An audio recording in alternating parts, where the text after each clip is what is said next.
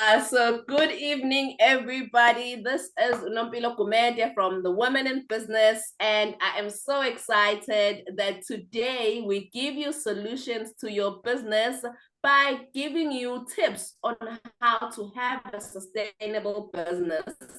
So we're so excited that to host our very own, one of the founding members, one of the people that are found here in the Women in Business. Her name is Shan Cade, and she runs a business called Shan Cade Training, and she's a mentor of mentors of many businesses, including myself. So I'm so excited that you all came here to listen to what Shan has to say. I see Cassandra's clapping there because we both know Shan attending the programs at the chamber, and we're so excited that she said yes to our invitation today. We are very, very thrilled that we're going to hear from her wisdom today. So maybe just to get who is in the room. So before Shan presents, we're going to present who we are, and then we'll take it from there. So this session is only going to last for 1 hour. So since it's already 7:05, by 8, we should close this room. So make sure that you showcase who you are and what it is that you do. So I'm a business I'm a business accountant, and I help people solve their business problems. And if you want peace of mind with your businesses, I'm the lady that you need to speak to. So if you're struggling with compliance with CIPC, with SARS, with the Department of Labor, with everything compliance, if you cannot register on the CSD, then Nompilo is the person you should be speaking to. I will go, oh, there's Rashmi. I will go to Nonhlanhla Hlongwane and just give you 1 minute to just introduce yourself to everyone. Over to you, Nonhlanhla. Hi everyone, I'm Nonhlanhla Hlongwane.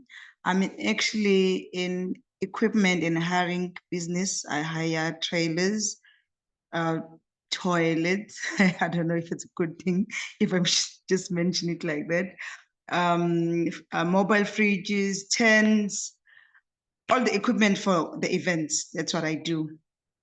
So yes, I'm in Durban, by the way, in Pinetown, Waters Hill. Yes. And my business is in Pinetown. Thank you. Am I still in?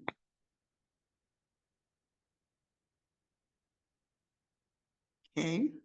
Yes, Nonhlanhla, you're still in. Can we move on to Cassandra? Cassandra, can you please introduce yourself and your business? What does your business do?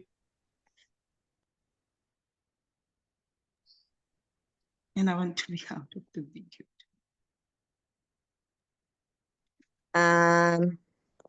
Hello, can you guys hear me? Yes. Hi, everyone. Yes, Hi, we my name can. is okay, my phone was bleeping on the side. My name is Cassandra, a fashion designer and the owner of Mosaic Bridal and Couture. We create beautiful wedding gowns, evening dresses, and couture masterpieces with exceptional service. And we do personalized styling as well. I currently run my business from home, and I also do bridal rentals as well. Thank you, guys. Thank you so much, Cassandra. Can we move to Dr. Z?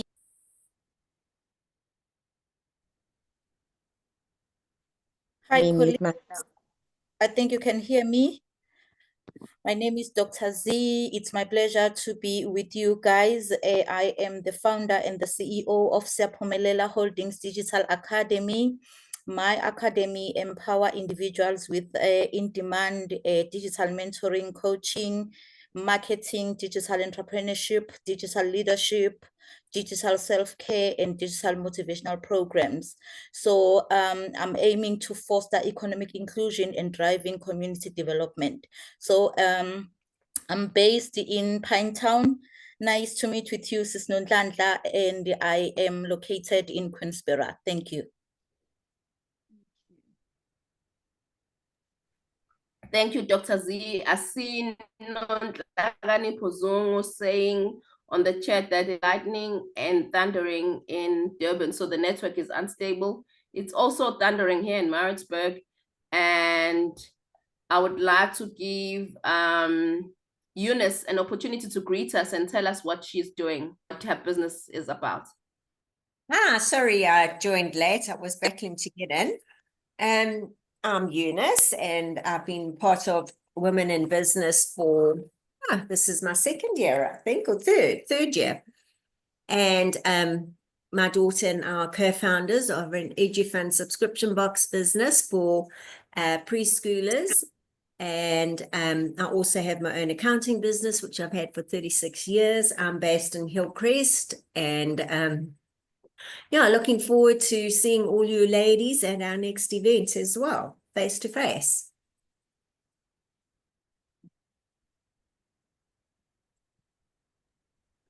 Thank you so much, Eunice. Can I please have Lungi Shezi introduce herself?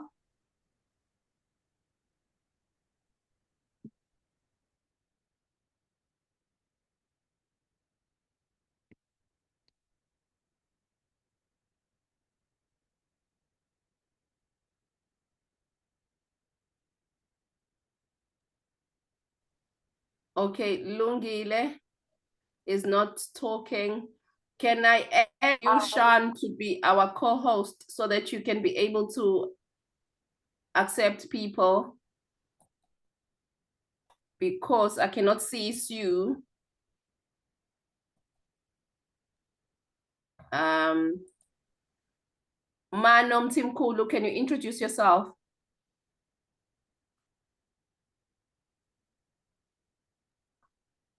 Am I audible?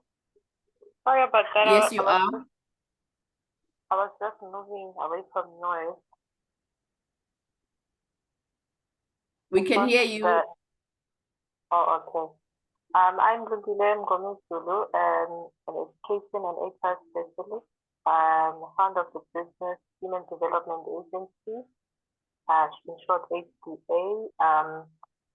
We offer services in brand management, marketing, and hopefully this year we'll be able to also launch the other aspect of the business, which is offering training services in HR-related issues. Thank you. Thank you, Lungile. Can I please have Mashudu Mbele introduce herself? Good evening, everyone. I'm Mashudu Mbele. I'm the owner of Enabler Solutions. We are all about empowering people to greatness. So we offer coaching, mentoring, and also workshops and employee wellness services. So besides that, I also have another company called Nefedite. It's all about health and wellness. I sell herbal teas that I brand myself, that I craft, and also I do have a kids clothing business that is for 2 to 12-year-olds. So I'm based in Richards Bay.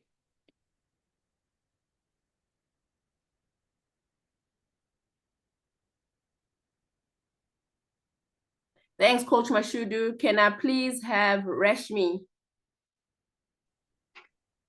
Hi, everyone. Good evening, ladies. So I have a company called Island Bulk Bags.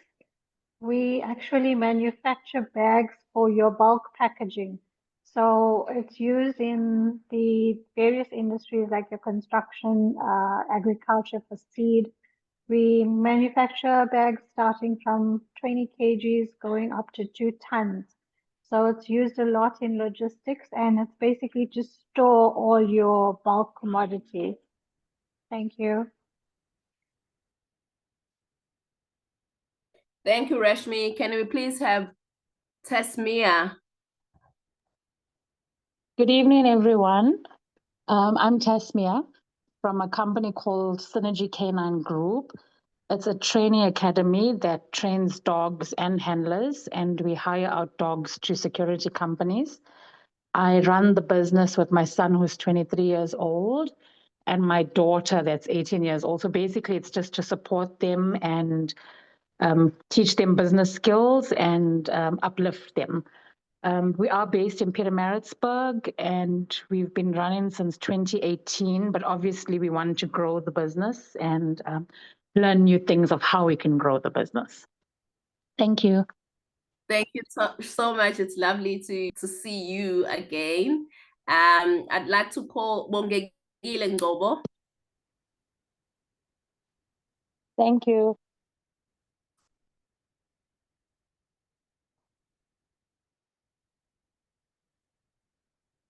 Bongegile, please introduce yourself. Good evening, ladies. My name is Ubongekile Ngobo. I'm from Ehawik in Popomeni. I co-own a business called Masivu Selele, Let Us Inspire.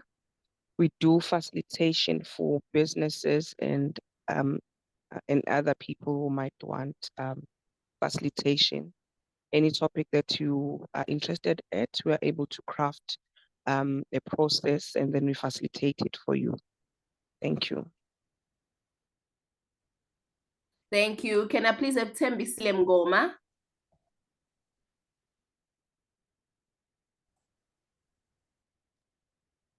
Hello, I'm audible. Yes, Hello? we can hear you. Yes, we can hear you. Okay, I have a network problem. My name is Thembisile Mngoma. I'm running a homework center in Adams Mission where we help kids with homework as an afternoon program. That's what I do. Oh, thank you so much. Lovely to meet you, Thembisile. Sue, I'm so sorry that you were in the waiting room for so long. Oh, what we're still doing is we're introducing ourselves and our businesses before Shan speaks. Can you please just tell us what does your business do and you are? Okay, thank you so much. My business is quite new. I changed everything in my life last year. So I went from working in hospitality all my life to becoming a personal trainer and doing massages. So that's my business now. We're gonna come visit you very, very soon. Thank you so much for letting us know. She's really good at it. Away, you're gonna She's be really our good at it. person that you. Oh, that's awesome. That's awesome. Thanks, We Shan. have Vino Gavenda. Vino Gavenda, can you please tell us what you do and who you are? Hi, ladies. It's such a pleasure being here today with you guys. So, I have two core businesses. My first one is civil and structural engineering, which is in the built environment and based in Durban. My second business, which is growing at quite a rapid rate, is called certification services, which I deal with compliance, anything tax auditing, internal auditing, as well as ISO 9001 implementation. Well, anything in the compliance and tax finance field. Thank you for having me. Thank you so much, Vino. Welcome. We're very excited to have you. There's someone called Zoom user. I don't know who they are, but can you please unmute and then greet and tell us about your business? I think it might be me. It's Natalie here. My business is called Full Cup Fashion, and we manufacture clothing for fuller-busted ladies, blouses and dresses, and jackets. And we just have stock at House of Heart in Hilton, and we're about to go online in the next few weeks. Yes, that's our business. Thank you so much, Natalie. Lovely to have you. I'm just looking as who has not greeted, because there's 18 of us and I've got 15 people on this chat. So if I have not given you the chance, can you please just unmute and greet us before I hand over to Shani? Hi, can I call myself? Yes, yes, yes. Okay, I feel like a celebrity because I'm coming for round 2. but I didn't say anything on round one. Hi everyone, my name is Manom Timkulu and I'm a baker. I am a well, not a co-founder. I'm a founder and a managing director of a home-based baking company that is a new but not so new. It recently registered, and we are based here in Pietermaritzburg, Pressbury. I'm excited to be part of Women in Business. This is my first year. I'm hoping to learn a lot from you guys. Thank you so much. Thank you so much, Mano. I'm so sorry. It's because I had already written your name. That's It's why okay. from the first meeting. So that's why I missed you, because I wrote Mano baking. Yeah. So thank you so much. Is there anyone else that I might be missing that has not introduced? Oh, Ellen Shezi. Ellen Shezi, welcome. Can you please introduce yourself? Thank you. Evening, ladies. Show my face. Yes, you can show your face. Okay, hi, ladies. My name is Ellen Shezi. I am also a baker. I'm glad to see you, Mano. So I have a fellow baker in the house.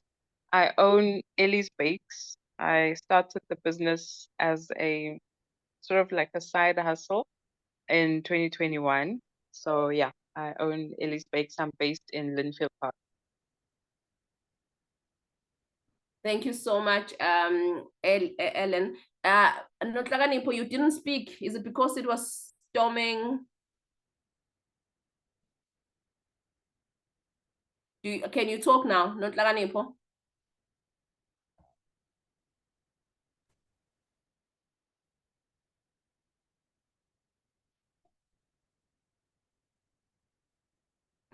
Okay.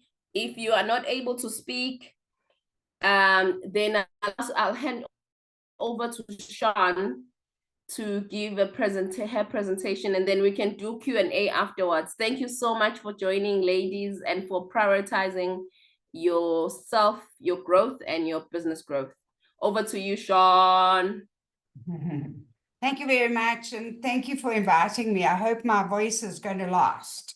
Can everybody hear me? That's the most important thing. Great. Good. Thank you. Good, thanks. My topic is sustainable business thinking. It's a program that we run, and we have run since 2012. It mainly came about because I was at a customer one day, and he called me to the window and he said, "Shan, come and look here. This is what makes me so angry." So I go to the window and he says, "These two over there, they're sitting doing nothing because that's broken, but they should be over there doing that. They could be." So I said, "Okay, so have you told them?" So he said, "No, they should know." I said, "Whoa, now I know how to help you." Okay, because it's very unfair to put people in a manufacturing situation and they have no concept about manufacturing or production. It's very unfair. So what I did was I developed this program, which involves the 15 components of business. And what you've got to do is you've got to align all those 15 components for your business to be sustainable. And that's very important. If one component is not aligned, your business is not sustainable. So I'm going to just try and impart that bit of knowledge to you and give you some food for thought. And you're always welcome to WhatsApp me. Should you need any help or you're a bit lost, please feel free to call me. Nampila, have you got the slide up? That just that one slide, just the one.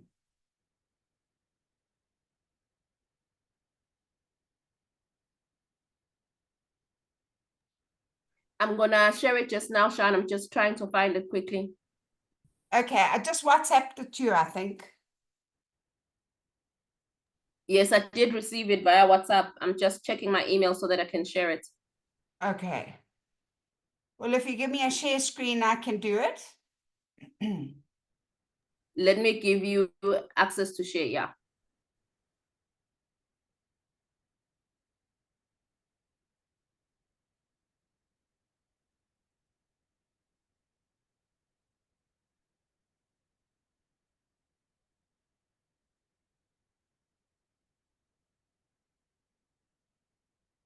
Okay,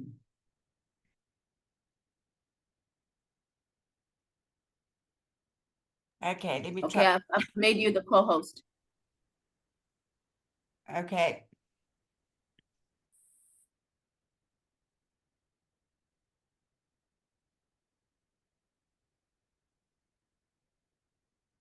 Yeah, I was actually just can't get my screen to go right to give you the full picture. Can you try, Nompilo?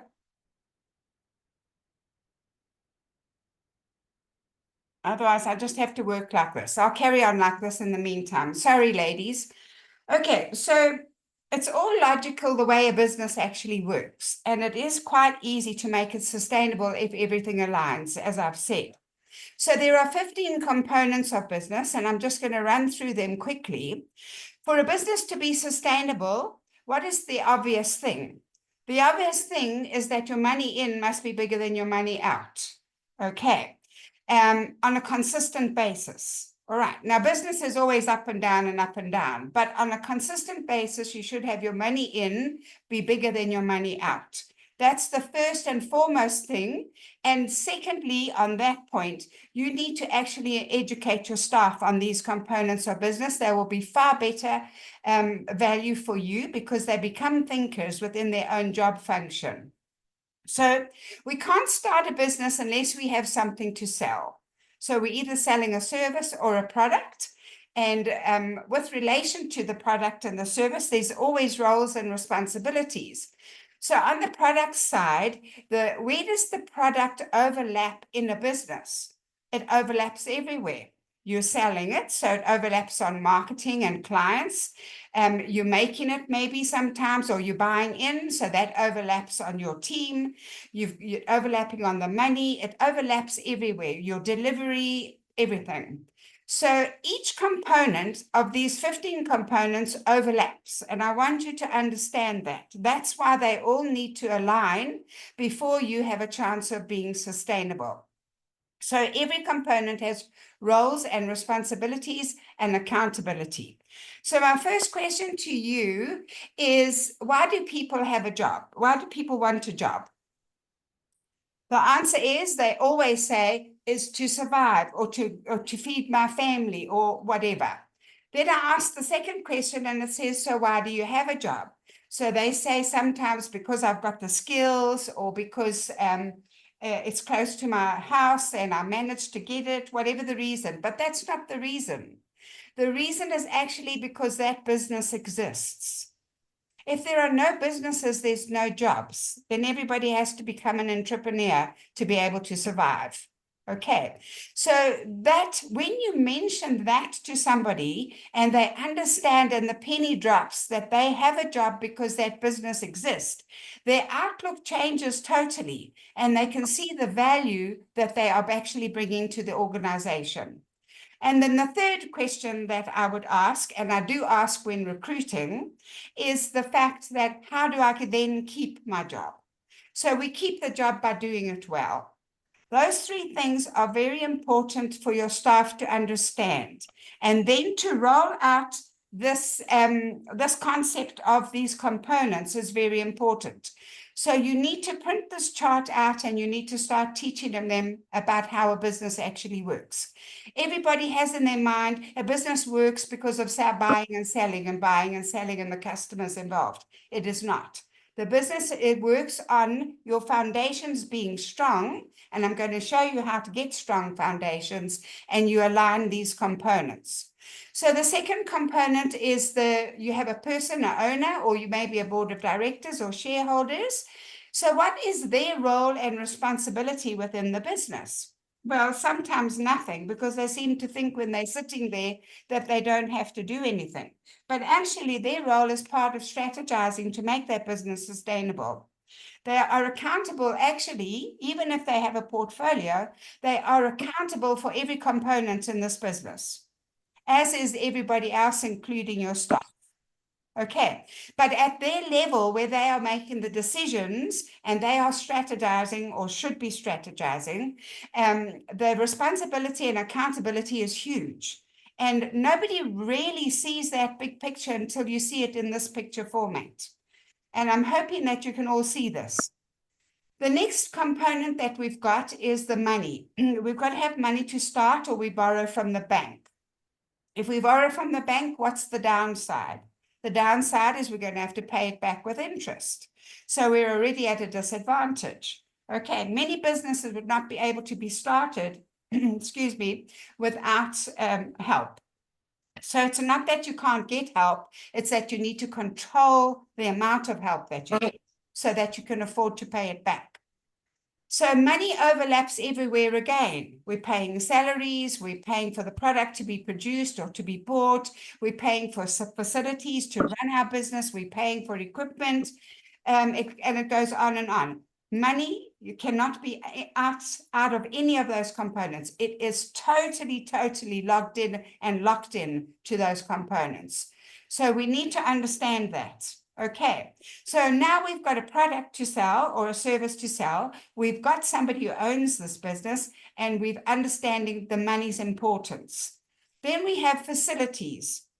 The facilities, who's responsible, who's accountable, everybody that is actually using those facilities. Why do we need facilities? We need facilities to manage risk. This business, sustainable business, is about managing these 5 things: risk, cost, continuity, consistency, and customer service. If you are managing those 5 things within each of these components, you will have a sustainable business without a shadow of a doubt. So accountability and responsibility for the facilities is everybody's. Those people that are actually working in the business, those people that are running the business, those people that own the business. That is also their responsibility.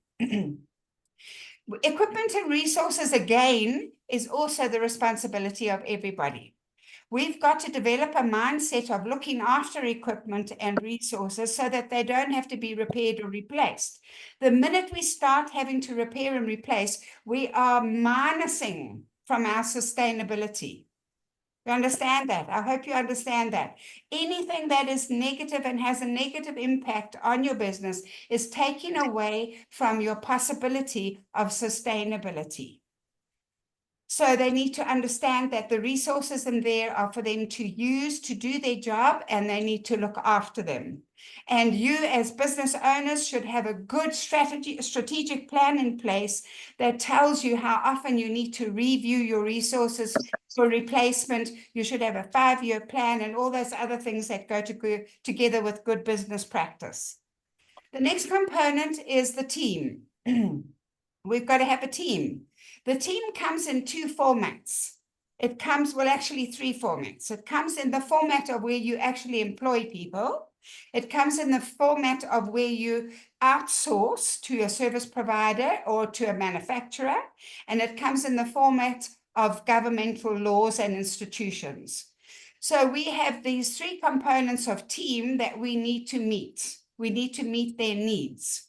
If we don't meet their needs, that's what happens to us, where we get strikes and toying and all these things that happen, is because we actually most times don't understand the needs of the people, because we haven't done the homework and we haven't had the conversations and the discussions with the team. Your teams cannot produce good customer service or give good customer service if they're not properly skilled, if they don't understand how a business operates, if they don't understand how important the customer is to your business, because that's where your money comes in. All of these things they need to understand fully. That's why the components of business is so important for them to actually grasp, so that they can become valuable thinking people. And that's what you want, a thinking team. Okay, we can't expect people to do a good job if we don't support them and give them the support they need. And we're also not going to be Hitler bosses, where you will do it this way, you will do it that way. Because 75% of the workplace now is millennials and Gen Z. So you're not going to get very far with that. They will rather leave for no money than be treated like scrap. So if you do think like that or you behave like that, you need to change your way of thinking. So 75% of the workplace is currently millennials and Gen Zs. That also tells you that 75% of your buying power is millennials and Gen Zs. So this takes us to marketing. What are you doing about your marketing? Is your marketing the right people at the right age group? Are you target marketing at the correct age group? Are you giving what they want? Are you understanding what they want? We don't understand the generations, and that's a very good course to do or session to do, is understanding the generations. Your gen blending is very important to the success of your business, not only from your staff perspective, but also from marketing perspective. So on the marketing side, the roles and responsibilities and accountabilities now also fall back on the board of directors or the owner to see it through. You can outsource that. We outsource our marketing to a lady who does a really cool job, because it's not our core business and we don't have the time to do it ourselves, even though we can. So we outsource that, and that is the way to go, especially if you're a small business. To outsource it is a good way to go. You can say to that person, I have this amount of money I can spend every month until I grow. Then what can you give me on social media, on the social media platforms for that value of money? And you'll be surprised what they can do. Okay, so have the discussion. Don't waste your time doing your own marketing. You'll never get it right because there are so many variables within that component. So rather outsource to an expert that actually knows it and can do it within your budget. And as you get better and stronger and you build a more sustainable business, you can increase your marketing. The worst thing that businesses do is that they cut marketing and they cut training when they get into financial difficulties. And those are the two things that they actually need most. So you ought to think about that. All right. Marketing is extremely important, especially with social media. And once a week is not adequate. Once a day just about gets you in a better position, but it also might not be adequate for your product. And then if we do our marketing well, the next step is what? We get customers. Yay! Somebody who's going to pay us, hopefully. So I'm going to ask you in your mind, what is a good customer? Well, I'll tell you, a good customer is a paying customer. That's the only good customer you have. Okay, if they return and come back again, awesome, as long as they pay. A paying customer is what you want. Can we build a sustainable business on just old customers? Or do we have to have new? Or can we build just on new customers? What we need to do is we need to keep the old and we need to build the new into becoming old. So we've got this constant flow of new business. And we are still upselling to the old people, or at least maintaining our sales to the older people. Very important. We can't survive on either or. We need both of them to survive, and we need both of them to be able to make us sustainable. So once we have this wonderful customer, then what we have is money coming in, if they're good customers. Who's a good customer? A paying one. Okay, we get the money in, and we need the money in for the purpose of what? It's not only for paying our expenses, it's also for providing a nest egg for the business. So we should be investing and saving. So if you're a small business, the best way to invest and save is every time somebody pays an invoice, you put part of that invoice away until it grows to a place where you can put it into the next level that can give you higher interest. And then you grow that until it comes to the next level, and eventually you start earning and living on your interest only. That's the place that you want to be. So your money in is not only to pay your expenses, your money in is to pay and to save and to invest. Now, the biggest mistake anybody makes, and I made it myself when I started up 16 years ago, no, more than 16 years ago. The biggest mistake that I made was not paying myself a salary, okay? You've got to make space for a salary, otherwise you'll never get it paid. So if you're a little business, start paying yourself 1,000 Rand in the next few months, do it 2,000 and start building up your salary so that you can actually afford one in your business. A lot of people also, they don't have a business bank account, and that is the biggest mistake you can make, actually, even bigger than the salary situation. If you don't have your own business account, your business is not going to be easy to sell because the finances get very difficult and they get very messy. And if you have an accountant that isn't so good, it's going to be worse than ever. But it is good business practice regardless to have a business banking account that you can know all the time your figures. Your business runs on figures and you need to know those figures at the drop of a hat. If somebody said to you, what's your turnover monthly? You must be able to say whatever it is. If somebody says, how much is this product costing you? You need to be able to say it. All these figures you need to know, and you need to have them in your head and your heart, because there comes a time when you actually need them. So once we've coped with our money in, the next component is money out. And that is used to pay your expenses. It's used to pay the expenses that you've been very wise at purchasing. All right. So 3 quotes. If you're doing something that's fairly big, you need to get 3 quotes so that you can have a true comparison and make sure that you are dealing apples with apples always. When I'm doing quotes or wanting big quotes, I actually send out a template and say, please quote me, come and look, and then quote me on this template. Then I know that I'm getting everything that I actually need. So with bigger items, you need 3 quotes at all. Also, when you're controlling your money out, your petty cash is a good place where money just gets siphoned out too quickly because people just buy everything out of petty cash, no matter what the size, unless you've put a limit of authority on it or a limit to how much the product can be or what you can buy out of the petty cash. Please don't make the mistake of making petty cash available to everybody, and also don't make the mistake of not having limits on your petty cash. How much you can withdraw for petty cash at one time, how much you can spend at one time. It's really very important to the sustainability. Anything negative that goes wrong in the petty cash, again, affects the company's sustainability. It minuses from sustainability, and you don't want to be in that position. Now, these 3 components that are in this red oval are what I call your foundation of your business. Okay.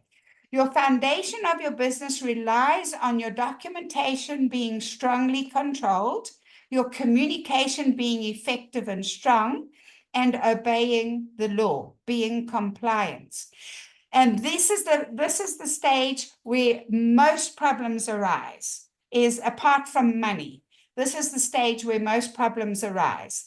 On the document side, people don't invoice out on time, so that begins to affect your cash flow. The negative cash flow begins to affect your business, and it makes your business not sustainable.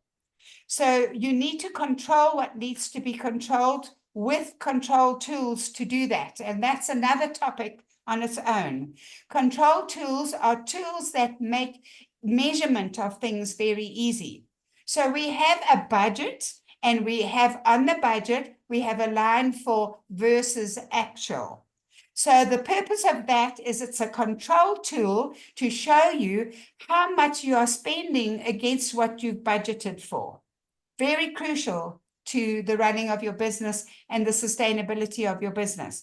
If you don't know how you're spending your money each month, or you haven't planned how to spend your money each month, I can guarantee you are losing hundreds and hundreds of rands a month, thousands probably. If you're a bigger business, more than that. Okay, so plug that little loophole there and do yourself a favor. Get the budget and start watching actual against budget. Another documentation is if you are in a manufacturing scenario, then you should have all the tools for keeping check that your productivity is done on time, your productivity is done to standard, you're meeting the customer's needs with the quality of your product, etc., etc. And those are all controlled by control tools.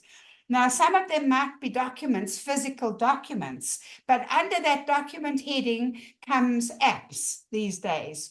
So you can get apps for everything these days. You can get apps for managing your time. You can get apps for managing your productivity. You can get apps for your store, drawing your stock from stores. You can get all these apps these days.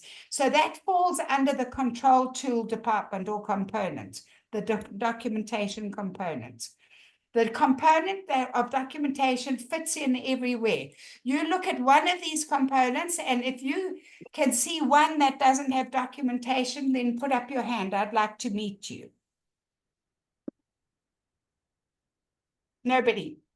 You can't, because everything is controlled somewhere by a document or by an app. So the next little component in your foundation is communication.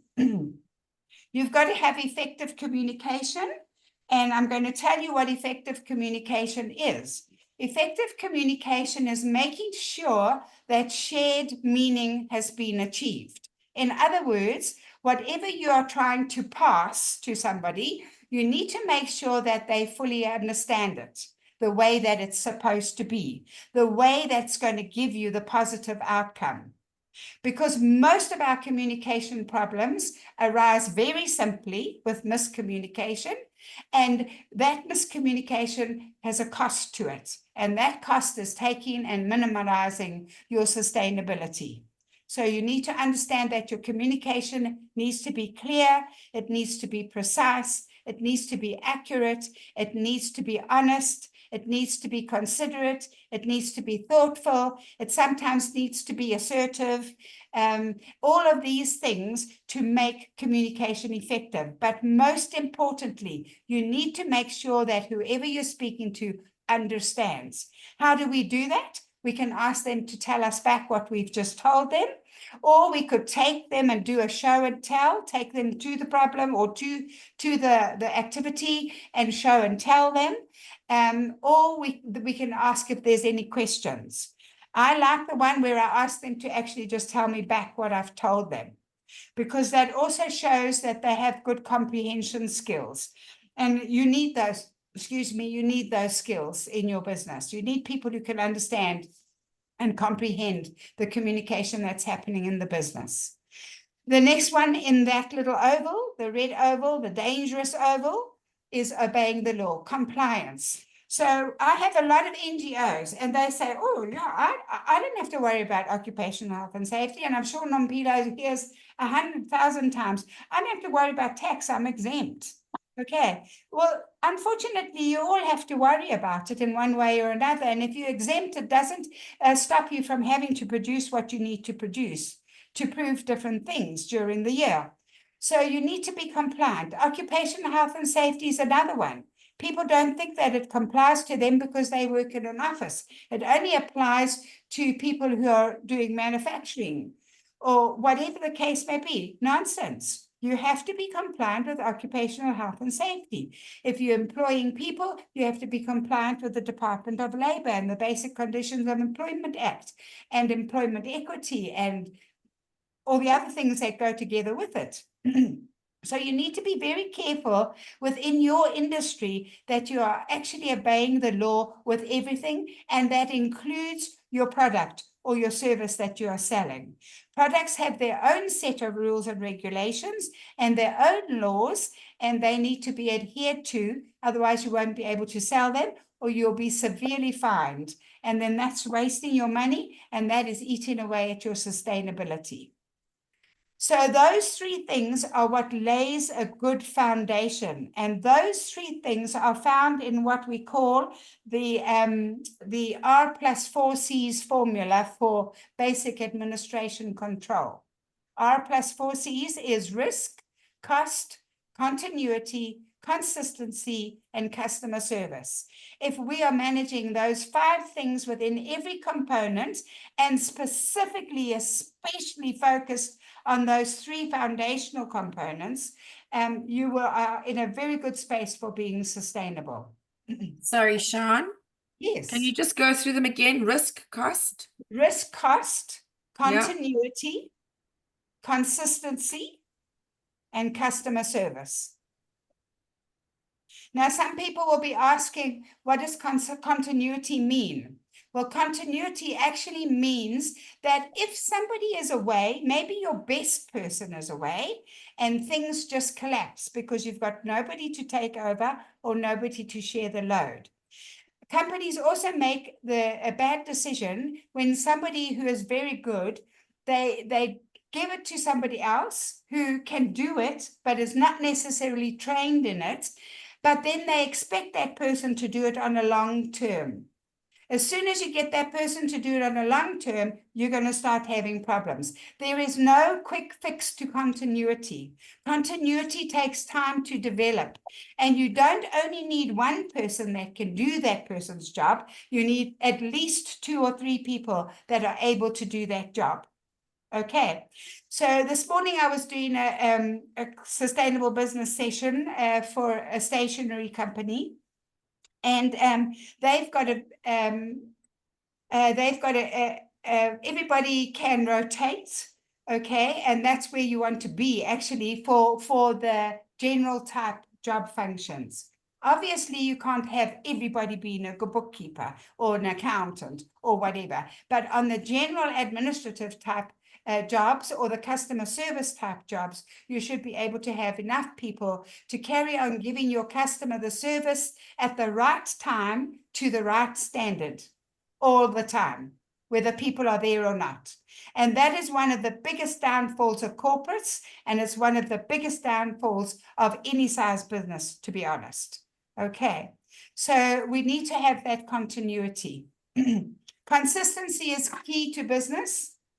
If you can't give consistency, you're never going to be in business. Not for long, anyway. All right. If I buy something from you, I expect it to be the same good quality every time I buy it. I don't expect a problem. So never take a customer's complaint lightly. It doesn't matter how little it is. There is no small complaint. The smallest of complaints could be magnified 100 times if you don't deal with it. So always take consideration of what your customer is saying, even if they are a moany-woany customer. Okay, I got a couple of those moany-woanies. But I always listen and I think, is it something? I look at it, I analyze it, I find the core reason for their moaning, if there is one, and then I deal with it. Okay, never ignore the customer, especially on social media. But when you're answering back on social media, it's best to just say, sorry that you've had this experience. I'll be contacting you to discuss it. Okay, and leave it at that. Don't get into a slanging match on social media. All right, it doesn't work, and it's only going to bring you down. All right. Then the next component, number 14, is competitors. Why do you think we need to watch our competitors? Just think about that for a second. Because it's rather important. If we don't know what our competitors are up to, first of all, they might be doing something that would be very useful for us to do as well, okay? Because competitors are very good for us for one reason only. It shows us that there's a market for us. Okay, so competitors are not a threat. Competitors are telling us that there is a market for what we're selling. So we need to be sure that we understand our competitors. And a good thing to know is to have a look at their prices. That will give you a ballpark figure, whether you're in the middle or you're on the inside or you're on the top side. Of course, there are products that are unique products or are elite products that will be much more expensive than the norm. Or maybe you've got a range of products from the lower level product ranging up to the elite product. But all of them revolve around a price. Okay. And the price comes from where? The price comes from your costing being accurate. And that is the second biggest challenge that we have with entrepreneurs, is they never cost correctly. They don't add in overheads. They don't bring things into a common denominator so that you can actually cost them. They don't do a whole horde of things. So if you're not sure about your costing, you need to contact somebody who can actually help you with that. Okay, it's not an easy task. And it's not a task to take lightly. We had one of the ladies, one of the businesses on our JEEP program, the Global Export Accelerator program, and she was actually paying the spa. No, it wasn't. It was Save. She was paying Save 200 Rand every time they bought the 5 liter. She was paying them because her costing was so out. Okay, so now you go back to Save and try and make up and sell your product, including what you're selling it for currently, including your profit margin, to make up your at least your 200 Rand that you're losing all the time. They're going to say, no ways. You sold it to that, at that price. How can you now increase it by such a big percentage? So your costings need to be very, very accurate for you to be sustainable. Okay. And then the last component is the profit to grow. So everybody says, yay, salary increase or big bonuses. That's what they always say. Everybody, every workforce says that. So no, actually it's not. It has to be divided up into the ratios that's needed. So you take your profit and you invest it. You put some back into the organization, and then you can look at improving your employees, or your equipment, or whatever the case may be. So you need to make the decision at what ratios you need to do that. Okay, so don't forget that I don't know the figure offhand, the latest figure, but I'm just going to use this as an example. 20 years ago, when I was at the chairperson for our complex in Joburg, we had to have, it was a brand new complex, and we had to head towards having 2 years worth of expenses in a savings account or an investment account for that complex to be sustainable. So that's why when you buy into a complex, they've normally got an extra levies. Okay, because the extra levies should be paying to invest so that that complex can be sustainable. And believe it or not, there are so many complexes that are not sustainable and that go bankrupt. It's frightening. So if you are living in a complex and you've bought in there, make sure that you've got your backup, okay, to make that complex sustainable. Very important. So your profit to grow is not just to throw a party for 10 million bucks or to just give everybody a nice raise, or to give everybody 5 months off. Your profit to grow is to be used wisely, to invest, to go back into the business, and then also to make it a bit profitable for those that are loyal and faithful to you in your business. So going back to these 15 components, all of them overlap. So you can't neglect one of them. You will not be sustainable. The basis for a good sustainable business is to have your cash flow and your turnover, okay, your money in, bigger than your money out on a consistent basis. All right. And the third thing is educate everybody in your business on these components. And then it's up to you and the managers to manage your staff by bringing everything back to the business being sustainable.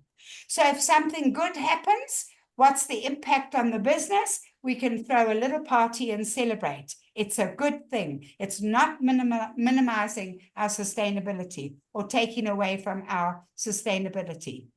If it's a negative thing, we have to address it. And the best way to address it is to say, okay, where did this go wrong? We have to find the core reason for the failure. And there are many formats to do that in. The simple one is the 5 whys. You ask the question, why did it go wrong? With that answer, you say, so why did that go wrong? And then why did that go wrong 5 times? And you should get your core reason.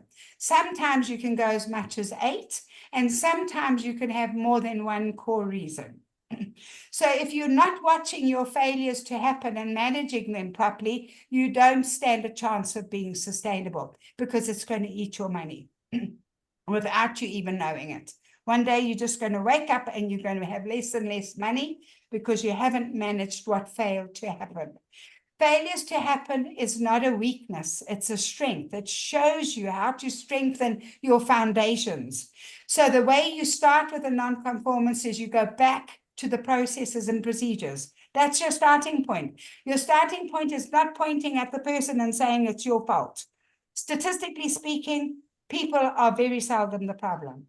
It's a process that's not accurate, or a timeline that's unreal, or a customer's expectation is too unrealistic, or a service provider like Eskom made it so that we couldn't do our job. There are many reasons for a failure to happen.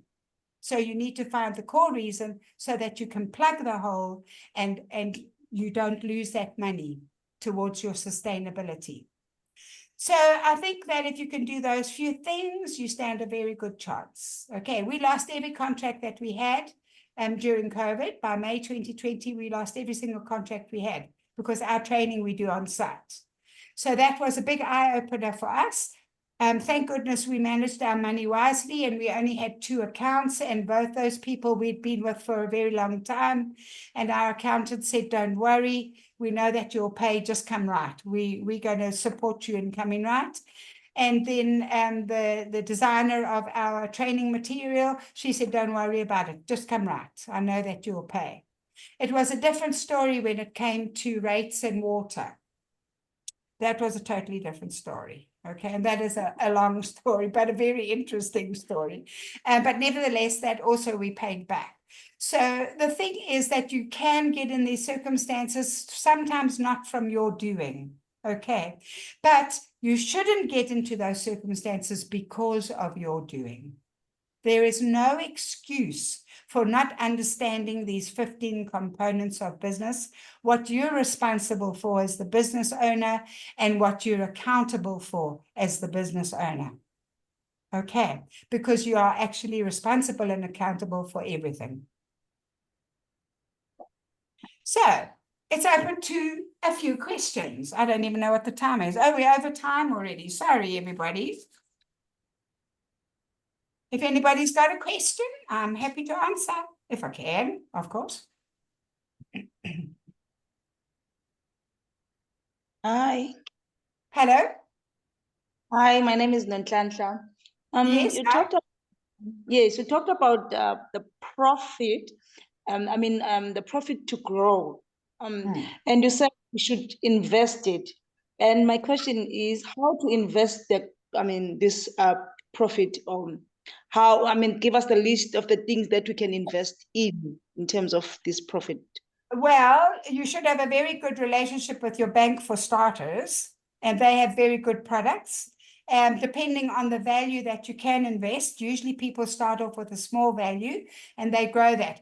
We started off in the early days, we got a 32-day call account because that stops you drawing it out because it takes too long. So we started with a 32-day call account, which you only had to put 1,000 Rand in. Then when we got to 10,000, we went the next level up with the next product because your interest is a lot bigger. Nompilo might have better advice to give you, but we work with our bank and we also have a business advisor, a financial advisor. So we have the 2 concepts and sometimes we will talk to them both and make up our minds. But the thing is, you've got to start small. Maybe you're in a better position that you could start with 100,000. Well, I'll believe for you. Okay, but if you can't, just start little. Just start little, but start. That's the important thing. So exactly what products there are out there. Every bank has different products. The main thing to look at is what interest you're going to be earning back and what restrictions and limitations that you have. That's my advice. Okay. Does that help you? Yes, it does. Thank you so much. Okay, good. Z, Dr. Z. Thank you, Shan, for such an insightful presentation. My question is based on 2 components that you spoke about. The first one is compliance and the second one is board of directors. As you all know that we are owning different types of organizations and companies. And then we all know that board of directors is a legal requirement for public companies.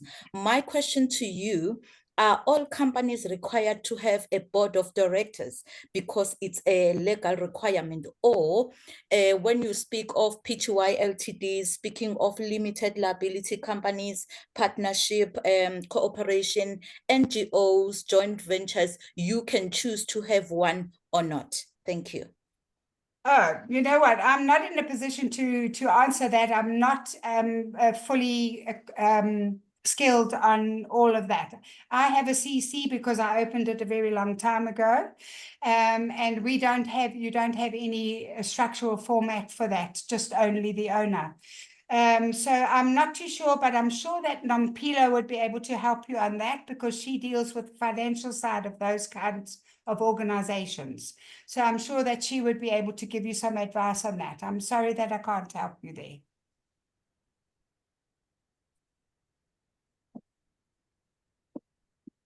Anybody else? Actually, I find SAR's website quite user-friendly, I must say. They've really jacked it up a lot, and I find them quite user-friendly. So generally, I will always start there to begin with. If I struggle, I'll find somebody that knows the answer and get it my way. I'd speak to my accountant and say to him, okay, so what's the rules here? And he will tell me. You know, I have those relationships. Business is all about building relationships, everybody. You need to build them. You have to have them. And you can't survive without the good relationships because that's where your good decisions are going to be made, is between the relationships that you actually have. Okay, Mano, you can go ahead. Hi, Shan. I wanted to ask, well, thank you. I wanted to ask, I have a question on the documentation. My costing, I think, is not very bad, but the issue is now documenting my spending and like the money that I used, the material I got, the money that I used, and all those expenses. Like, I don't document those things. I just have them in my head, but they're not documented anyway. Would you suggest that I outsource those services, or I can have someone who's going to be specifically doing that in my organization? Well, we are a small company, so we're starting up. I'm thinking maybe do I need a person who's going to be here like on full-time basis, or I can outsource that service? Thank you. Okay. I wouldn't outsource administration, not at this stage, actually, because the administration involves your control tools, and you want to be in control of your control tools. Okay. Now, I know there are ways of doing that with having an agreement with the service provider, but there's always a risk with the service provider because it's not their business. Okay, if it was their business, the risk is minimized.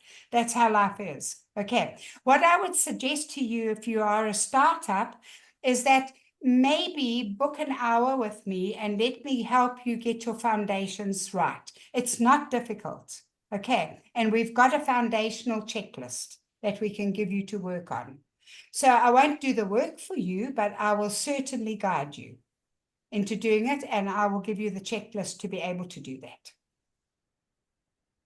Thank you. You're more than welcome.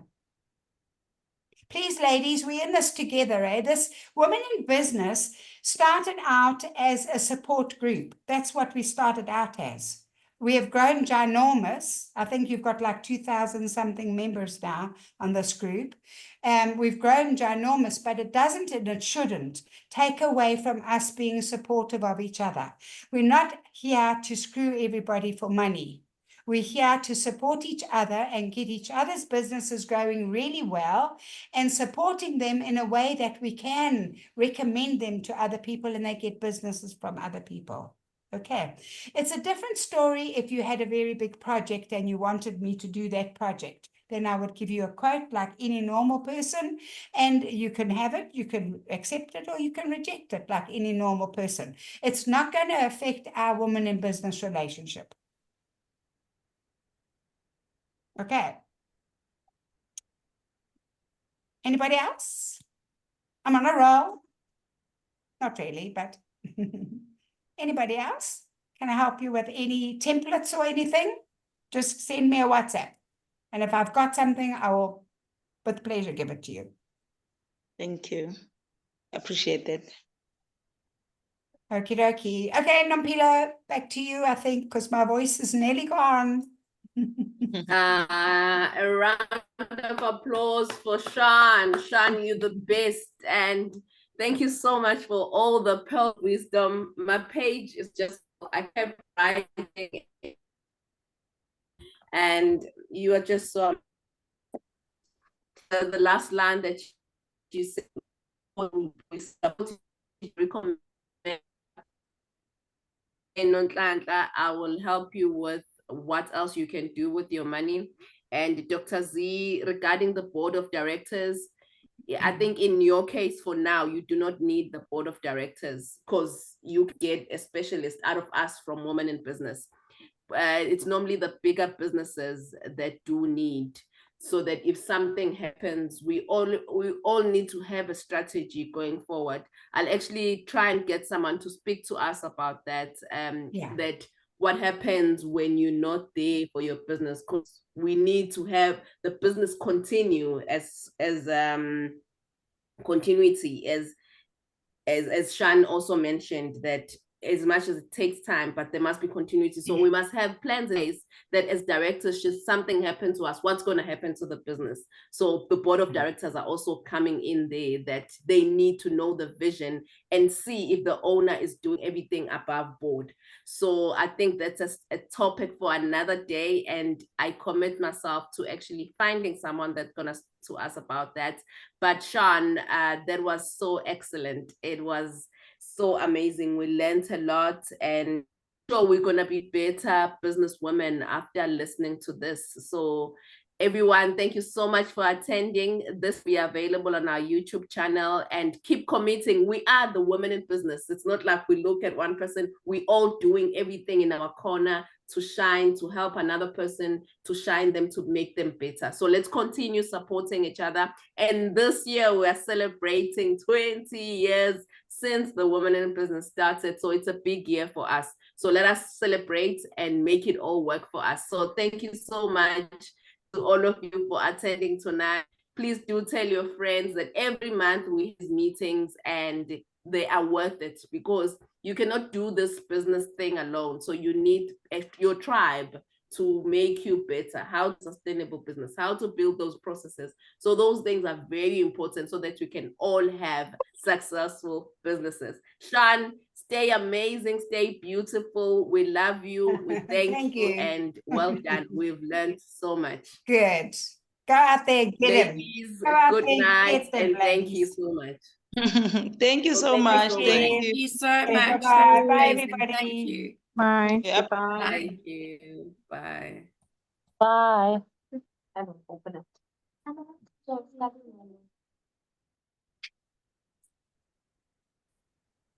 Okay.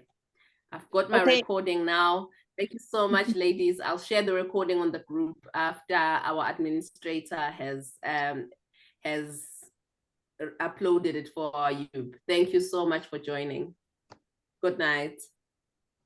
And please update Nompumelelo on upcoming events. We're in Durban, so sometimes the groups are too many in our phones. So I don't know if maybe we can just push all these upcoming events for Women in Business, if you can. I'll put it now on the group. I've actually written a statement saying thank you so much. So I'll put it now on the group. Thank you. Thank you so much. Bye. Thank you. Bye. Bye.